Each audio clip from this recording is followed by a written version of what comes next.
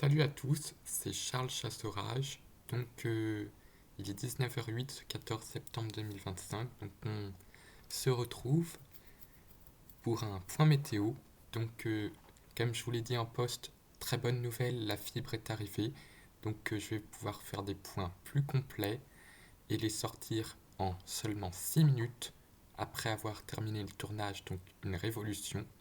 Je pourrais même vous faire des vidéos lorsque des dégradations, des fronts actifs arrivent en direct pour vous prévenir. Donc c'est vraiment une très très bonne nouvelle que la fibre soit arrivée ici.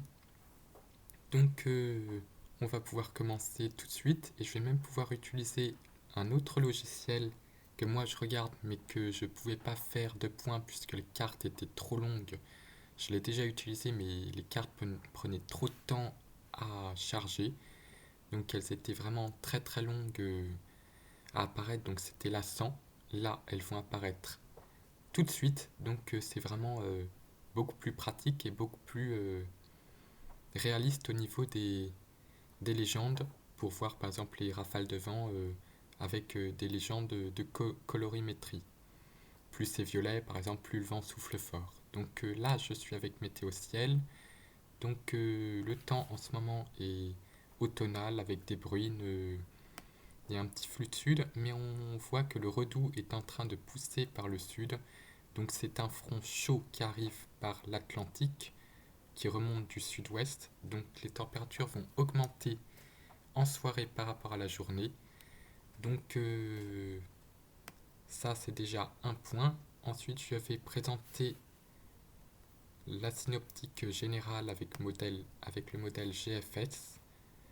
Donc euh, Là on a une dépression active sur les îles britanniques qui va donner même pas mal de vent dans la soirée et même pour la journée de demain. Donc un vent de sud-ouest à ouest assez fort sur le nord de la France. Puis une autre dépression qui va propulser l'anticyclone sur la France. Et ça va permettre aux températures de remonter avant qu'une nouvelle dépression puisse peut-être apporter un talweg avec des orages, peut-être pour la fin de l'été calendaire. Donc au niveau de la master, vous allez voir au niveau de cette master qu'elle évolue beaucoup. Là, on a de l'air doux et chargé d'humidité avec 12 degrés à 850 hectopascales, d'où une remontée des températures en soirée. Donc température le soir plus chaude que celle qui était présente en cours d'après-midi. Sachant que normalement c'est vers 16h30, 17h les températures les plus hautes, bah là ça pourrait être vers 23h minuit, avec un redout nocturne. Puis ensuite, les températures vont baisser pour la journée du lundi parce qu'il y a le front froid qui va passer en matinée.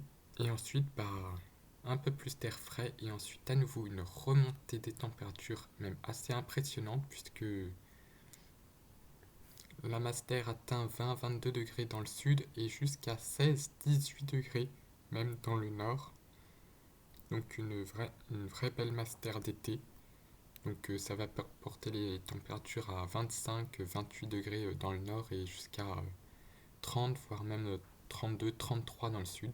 Vraiment des températures très, très estivales, sans excès, mais des températures dignes d'un plein été, avant que de l'air plus frais.